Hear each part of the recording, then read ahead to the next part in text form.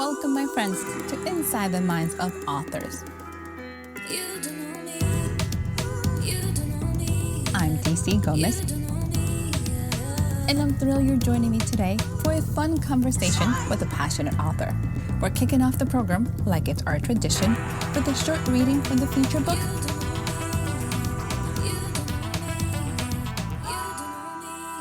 I hope you guys enjoy it. Let's get started. My name is K.M. Butler. That's my pen name. My real name is Kevin. Today, I have for you my latest release, which is going to be coming out in late October. It's called House Aretoli, and it takes place in 14th century Venice. The section I'm going to read, just a brief scene, starts off the novel. It really introduces you to the main character, Niccolo Aretoli, and really sets up the inciting incident, which happens just at the end of the scene. A faint breeze carried the scent of pine to Niccolo Aretoli atop the battlement. He would never grow used to being surrounded by so much land. The unending shadows of the Cretan wilderness beyond the walls of Candia seemed menacing, dangerous. He shivered at the thought of what could be lurking in that vast darkness. He longed for the comfort of moonlight reflecting off the river. He longed for his home, his Venetian lagoon. Up ahead, a sentry slumped against his pike and kicked the mortar loose from a stone with his boot. Nicholas sighed. A careful watch wasn't essential on the island of Crete, alone in the middle of the Mediterranean. The Venetian fleet and its merchants and every port throughout the known world would provide ample warning of any threats. But duty was still duty. Look sharp, sentry. The man jumped and gripped his 8-foot pole tighter. Captain Aretoli? Niccolo raised his chin and arched an eyebrow. Anything to report? There's never anything to report, sir. He was right, of course. The governor may fret after arguments with the island's Cretan and Venetian residents, but there hadn't been any trouble in months. A giggle sounded from the patchwork of buildings encircled by the walls. Illuminated by the light of a torch, a fiery redhead sashayed and hiked her dress up to reveal a bare ankle. Even from this distance, Niccolo could read the invitation in her eyes. Pulse quickening and cheeks flushing, he forced himself to turn back to the sentry. Hungry desire burned shamelessly in the other man's expression. Niccolo could sympathize them. In a month, the prostitutes of Candia would be busy with the many lonely sailors returning with a convoy from the Black Sea. A simple sentry wouldn't be able to afford their time. Time. Niccolo had almost finished his term of service. Then he could return to Venice and his dear Rosalia. He shook his head, banishing the thought before longing overwhelmed him. Instead, he focused on the sentry. What's your name? The man tore his gaze from the redhead. Eduardo Galazzi, sir. Niccolo offered a reassuring squeeze of the man's shoulder. I'm sure you can find her when your watch is over. I'm on duty till dawn. The words spilled out as a whine. I rather prefer that to my night. Dinner at the governor's house involved dishes far too exotic for Niccolo's simple tastes. Sir? Nothing. He couldn't avoid his responsibilities, even if they cost him a night of indigestion. If he delayed any longer, he'd be late. With a salute, Niccolo descended the stairs and disappeared into the depths of the city. A few moments later, the sentry succumbed to his desire and abandoned the wall for the redhead's beckoning arms. Neither of them witnessed the three-pronged hook sail over the battlement and bite into the stone of the embouchure.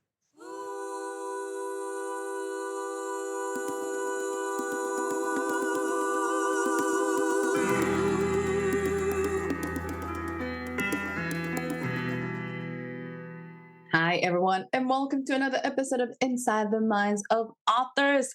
I'm so glad you guys are joining us today. If you're new to the podcast, make sure to subscribe. You don't want to miss a single episode.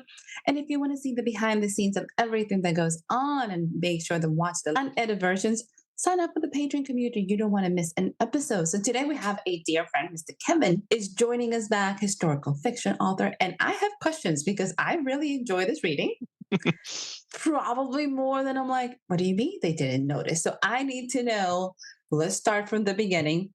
What made you decide to pick this moment in time to write a book? Because historical fiction authors are very unique than anything else I'm very familiar with. Talk to us.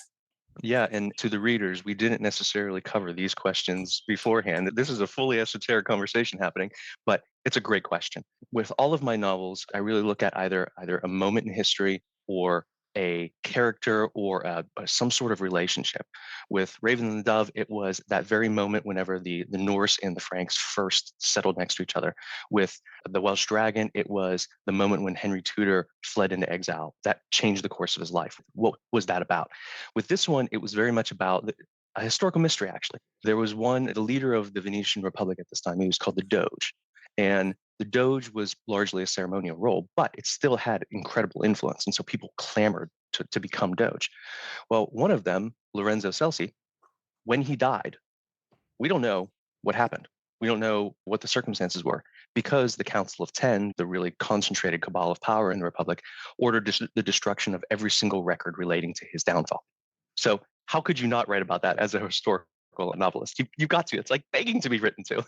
So, I really explored like what could have caused that, what could have been the circumstances, and then I kind of built as a representative Italian Venetian family at the time, and it kind of grew from there. So the story really is about Niccolo Aretoli and his brother Flavio, but it really answers that question, that historical mystery of what happened with Lorenzo Celsi that led to his death and the cover up of all of the charges, the accusations against him. Who knows? How much research, because this is a question I have for every historical writer, how much research do you spend on these books? And when do you decide it's enough, let's start writing, instead of just keep digging up more stuff? So, House Aretoli was the first historical novel that I wrote, even though it's the third one I'm publishing. This is my wife's favorite one. She says it's just fun. She calls it James Bond on the sea, but just because of the spirit, it's kind of entertaining. There's humor to it. It's exciting. But for this one, I think I was researching for 2 or 3 years before I started writing. And I would argue that that's probably too long because my first draft was 180,000 words. It had detailed analyses of, like, you find out at one point the Aretoli have kind of sponsored a church on the mainland, and it's the history of that I put into it. A depiction of the Balladoro, which was a way of selecting new senators, kind of early admission, basically. Like, I wrote all these things that were like interesting to a history reader, but they weren't the story. So I had to remove them. And I got it down to 106,000 words. It's 74,000 words taken out, almost an entire book of extra stuff because of all the research that I thought was cool and I put in, but it wasn't necessary for the story. What does Stephen King say? First draft is you telling yourself a story. The second one's taking all the stuff out. That's not a story. Well, this was all stuff that wasn't the story, and it came because of all the research.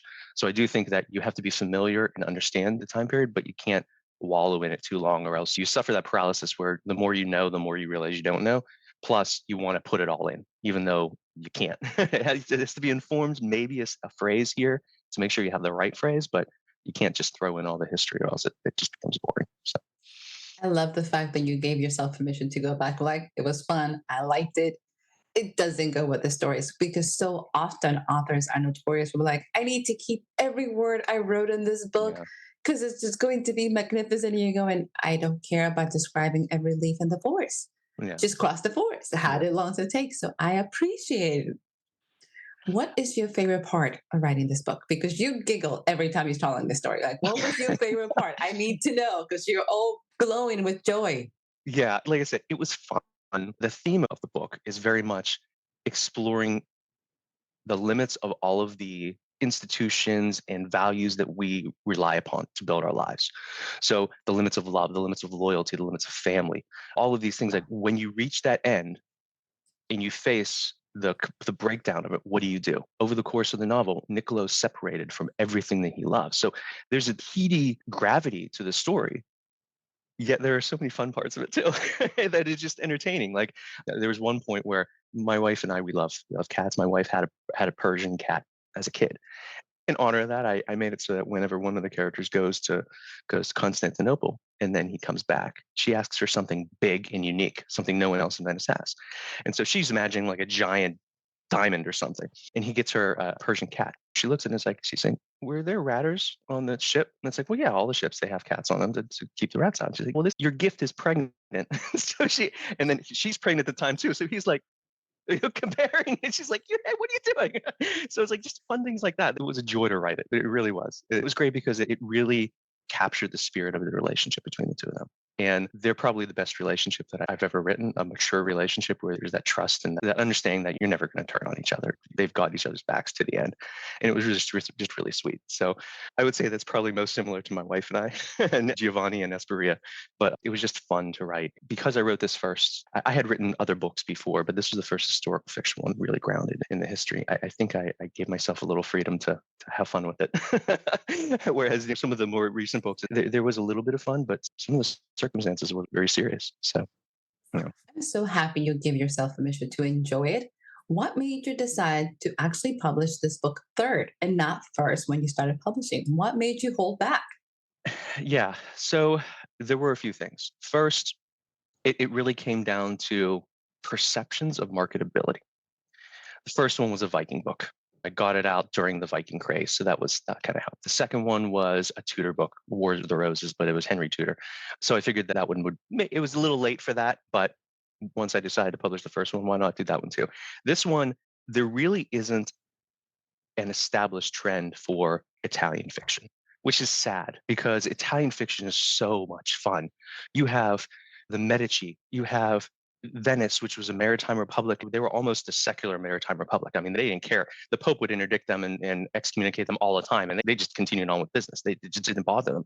Then you have Sicily, where the Normans took over, and you have all of these different areas. You have Caterina Sforza, one of my wife's favorite people throughout history. In the Papal States, you've got so much variety in Italy. It's really unfortunate. I'm not a fan of World War II fiction. I'm not a fan of the 20s. It's just that kind of stuff that wasn't interesting to me. As far as I'm concerned, whenever gunpowder came out and the telegraph and all of these, like, it made the world so much smaller. I don't know. The connection, you can tell your own stories with that. But for me, I really like exploring when you have limited information, you just got to do the best you can. What do you do? In that moment, you don't have time to think. You don't have time to consult the internet. You don't have time to talk to your family members. You just have to decide. And that decision is going to change your life. That's narrative. That's tension. The stakes You can't couldn't be call a higher friend. for that. Yeah, you can't call a friend. There's no calling a Exactly. friend here. This is you. Exactly. Right, exactly. And like right now, the novel that I'm writing, it's about Judith Devereux and Roger de Hauteville in the 11th century. They were famously in love, yet they were 2 months away from each other. And so their only connection to each other was by letters that sometimes didn't arrive, sometimes took 2 months, sometimes took 3 months, sometimes it was just chaotic. And that was their only connection. And yet, when she eventually came down to Italy, the moment he saw her, he married her.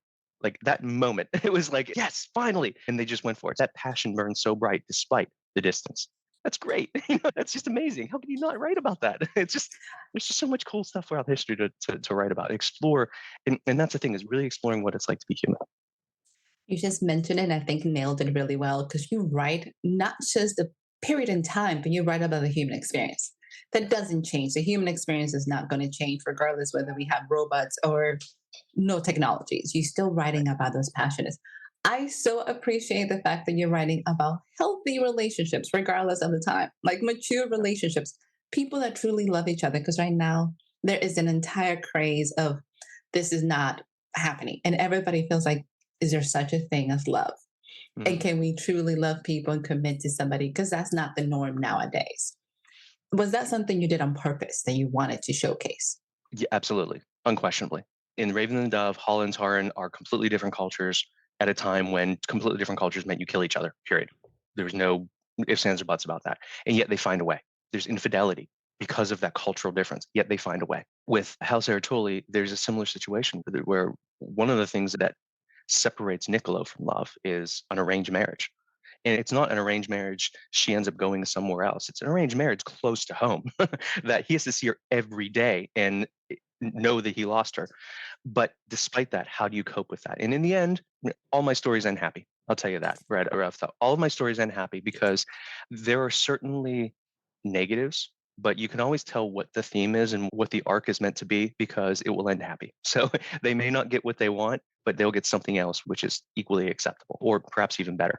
It's not a direct line, but I really think that's important because you're right that people are very depressed and sad about everything right now. But we're living through a charmed time of history. The more you learn about history, the more you realize that things are great right now.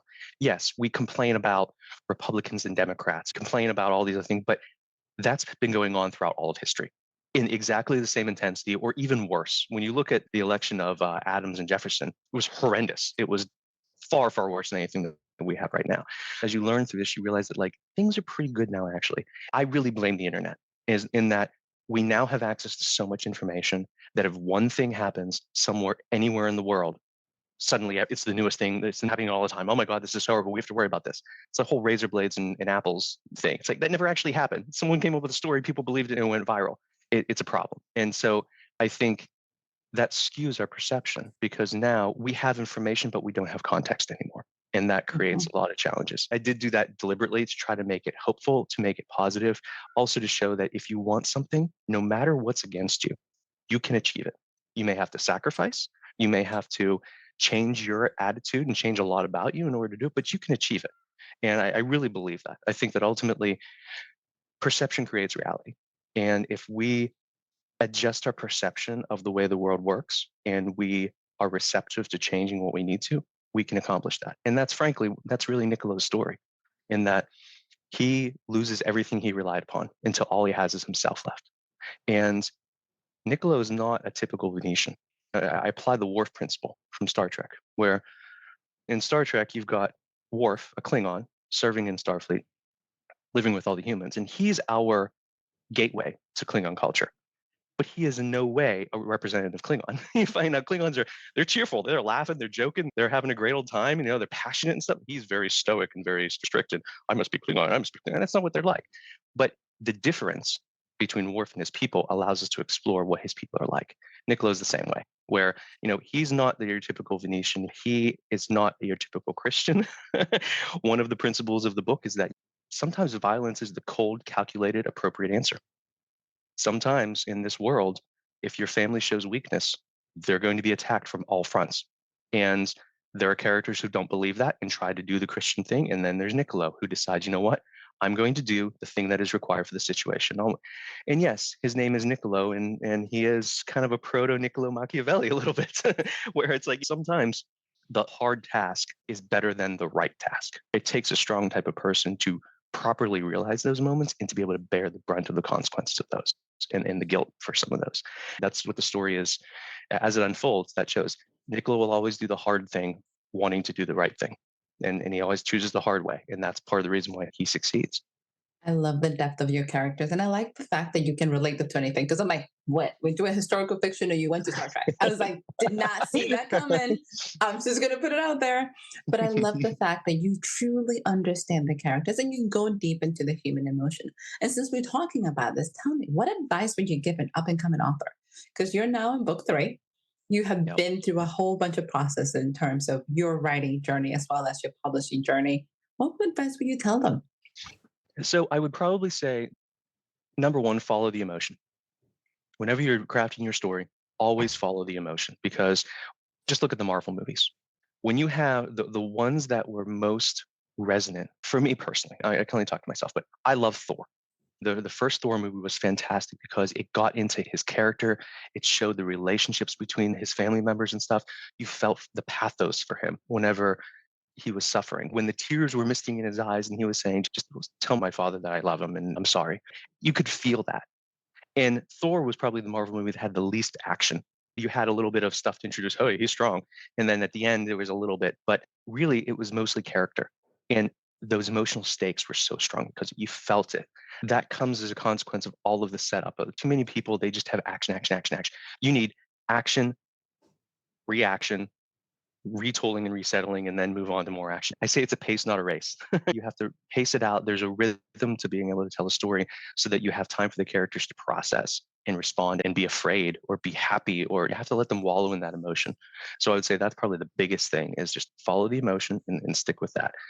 The consequences will take care of themselves. If you look at a lot of novel to movie adaptations, they end up focusing on battles and making those big. And but a lot of times it's a paragraph or two is the battle in the book, because they spend the time on the emotion and the characterization and the relationships that create the tension. That's really the key.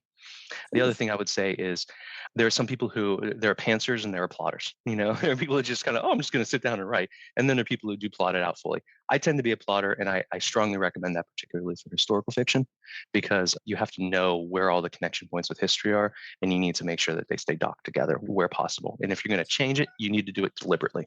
In The Welsh Dragon, excluded two of Margaret Beaufort's husbands because it didn't relate to Henry. So there was no reason to really mention them. So you got to make those choices sometimes, but I did it deliberately. It wasn't like, oh, I guess we have these extra characters I forgot to mention. I would also say that too. Plotting it out is really, really great. If anyone wants to, you can reach out to me and we can talk about scene guides and stuff. I have this book I'm writing right now. I have a 26-page bullet list scene guide, one bullet for each scene. And it lays out everything that's happening, all the plot and character beats, all the emotional changes and all that stuff. And then I kind of work from there. Some of them whole conversations are written out because I know that they have to grow in a certain way. They have to emerge in a certain way, or else I don't get to the ending I want. It's careful to try to plot that out, but it's incredibly helpful.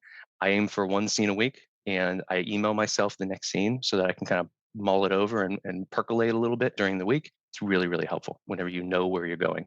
The other thing I would say, the last one, the third point is, and this is new. This is as of the last 2 weeks that I've discovered that this is really helpful. Is don't end your writing like when you finish a scene. It's great to okay, I'm done, great, and then you move on. Start the next one immediately. Write even a sentence of it. That way, for me personally, and maybe you're not this way, but knowing where to begin the scene is always one of the hardest things to get me started. How far into it, because you don't want to have a long setup. You want to kind of start as close to the action you want to get to. I don't want to spend 5 or 6 paragraphs on setup before I get to the point of the scene. You want to start as early as you can. And sometimes understanding that's difficult. So I generally, as I'm kind of working through that, I'll just write a sentence or two as a straw man. And here's where I should start. Sometimes I change it, but at least it gets the juices flowing. It gives me something to react to the next time I sit down. You're not I was starting from a blank page, so I like that. Yeah. All right, there. Before you leave us, because we can chat all the time, where can our listeners find you? Where they can learn more about the book? I know you had tips in there for people to reach out to you. That was a great segue. Sure. Where can they find you? So I am on Twitter, KM Butler Author. Also, it's kmbutlerauthor.wordpress.com. I believe I even have like all of my books in the back of them has my email address. You can reach out to me there. I believe the Amazon page has the email address too. If you have access to Ingram Spark in order to purchase, the email is there as well. The books themselves you can get anywhere. Fine books are sold anywhere you would normally buy books. But yeah, I'm happy to talk to anyone about anything. I'm also on Facebook, but that's my personal. It's not direct, and I don't check that as often. But yeah, reach out on Twitter. Happy to talk to anyone about anything. I'm a big fan of helping other writers out with their problems because in so doing, I also discover some of my own weaknesses, and they sometimes point out things that I hadn't even thought of too. So it's like only by collaborating can we really get better. This novel, which I wrote in 2005, I think, was garbage until I started sending around Welsh Dragon and The Raven and the Dove for a beta reader review. That's when I started sharing with people. That's where I really started improving, and I ended up rewriting this whole novel in order to bring it up to my new higher standard, basically. But yeah, talk to each other, find friends. Twitter's great. There are Facebook groups. There are writing communities. Talk to people because those other perspectives make you stronger because it forces you to either defend what you're doing and understand why you're doing what you're doing, or change because it's no good. And both of those are helpful. I love it. Right here. Are you waiting for the lightning round before you leave us? Oh God, okay. This was Easy. intense last time. Yeah. Don't think too hard about this. Let's go. Cold drinks or hot? Cold drinks. Okay. Yeah. Fruit or vegetables? Fruit. Nice. Knight or a prince? A knight or a prince? It's a historical fiction. It should be knight. Knight, because heavy is the head that wears the crown. That's a really good way of looking at it. Comedy or action? That's a hard one. Mm-hmm. A really good comedy or a mediocre action. Oh, wow. So yeah, action's more forgiving because it's all about spectacle, but comedy requires character and context, and that's good. Yeah. I like it. Here's your last one, a little different. If you could be any Disney villain, who would you be?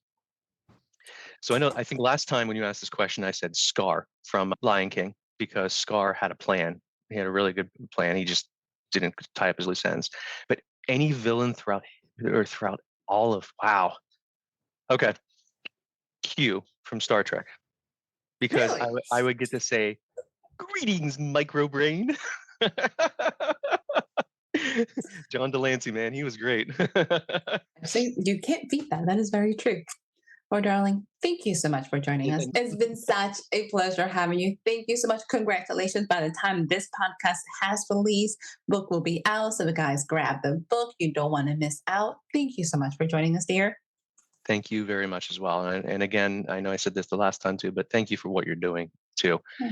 Anytime that we can make connections with people, it's always a good thing. So I really appreciate this opportunity and what you're doing for writers as a whole. Oh, thank you. Thank you. To our listeners, go ahead, check out Mr. KM. You want to find this books, you're going to have a blast with them. And if you haven't subscribed, do so now. You don't want to miss a single episode. Bye, guys.